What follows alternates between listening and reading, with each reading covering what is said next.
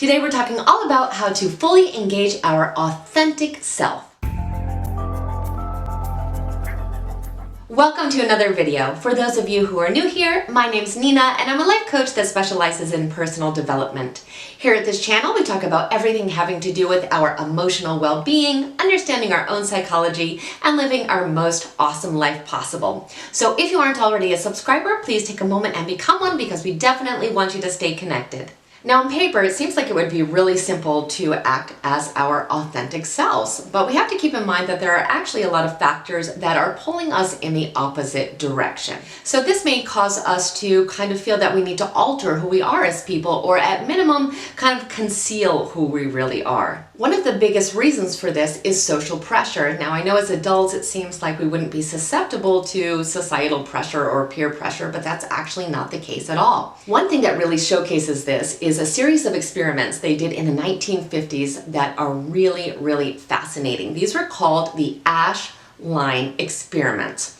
And what happened here is they were trying to show the effects of social pressure. So in the psychological experiment, there was a picture of a line of a certain length and then 3 other lines. Now in the 3 lines, there was one that matched that first picture and then 2 other lines of varying lengths. So they would have a group of people come in, all of which knew it was an experiment except for one person. They would then ask the group which of those 3 different lines matched the same length as the first picture. They instructed the group of the people that knew ahead of time to give the incorrect answer to see if the person that wasn't aware of the experiment would give the same answer and conform to the rest of the group. And guess what? 75% to 97% of the time, that person would conform and give the wrong answer even though they knew that it was clearly incorrect. So they knew what their eyes were seeing, but they gave an incorrect answer to go along with the rest of the group. And again, they did this at least one time, 75% to 97% of the time. So what does this experiment really show us? It shows us how powerful the need to fit in or to blend in really is. There are often subconscious beliefs that we hold that make us feel that we need to go along with what other people are thinking or how they are behaving because we feel somehow that makes us worthy of love, or that is the only way that we are valuable as people. And while it is certainly important that we live a life that is moral, we do have to understand that as people, we are all extremely different in nature. We are all our own unique masterpieces, and these little differences are what really spotlight what makes us so unique and special. One challenge that we face is that our lives have become very, very visible, and this is especially due to the fact of social media being such a big, huge presence in our life.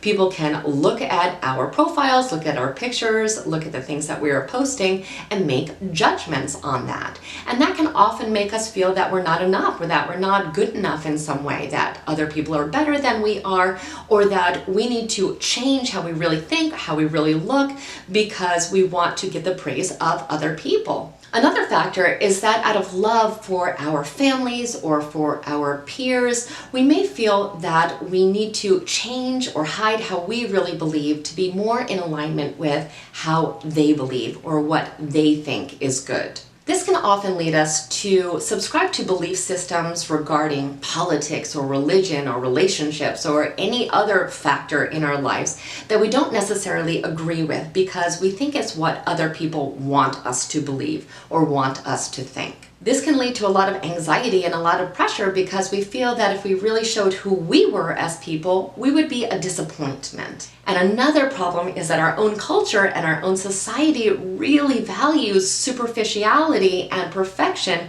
which really sets us up for living a life that is not going to make us happy because those things don't add true value to our lives. In the end, however, we have to realize that we are the ones that are living this life. So it is so important that we design a life that is really in alignment to the things that we value and the things that are actually important to us. If we really want to avoid chaos and turmoil in our life, it is essential that we begin to express our true, authentic self completely and fully. We must realize that relationships that are based on falsehoods or based on some kind of concocted image we have made of ourselves are completely pointless. There is no reason to have a relationship with someone else who thinks that you are another person. It is much better to let your own self shine and have the people that can appreciate and love you for who you really are come forward and be part of your life so you can have a authentic, true, genuine relationship.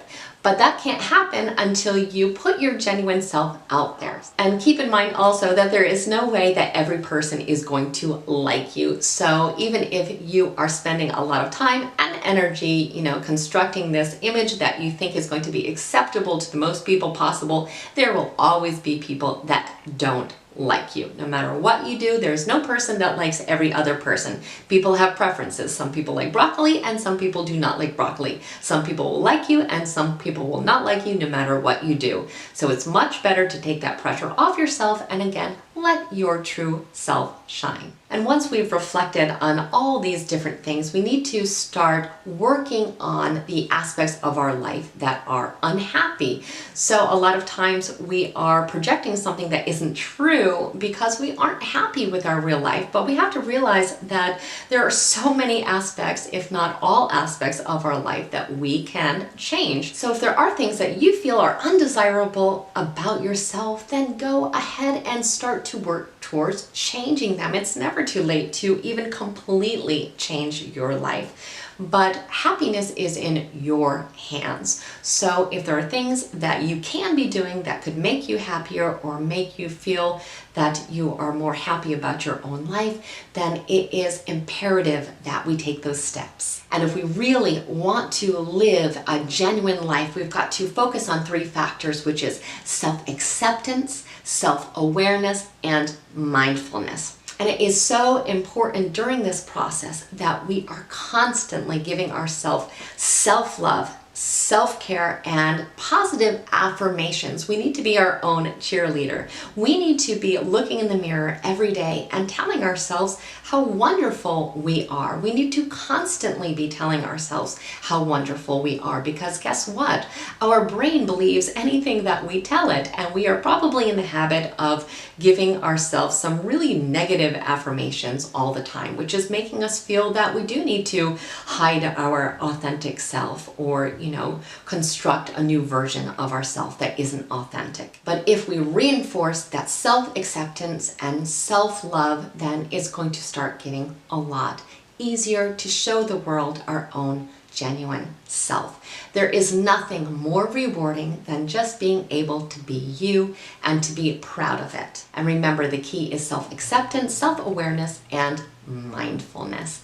So I hope you found this video helpful. If you did, please like it and share it with someone else who may need to hear the same message today. Also, if you aren't part of our channel, please go ahead and subscribe. We definitely want you to stay connected. And I thank you so much for spending time with me today. Have a truly amazing day.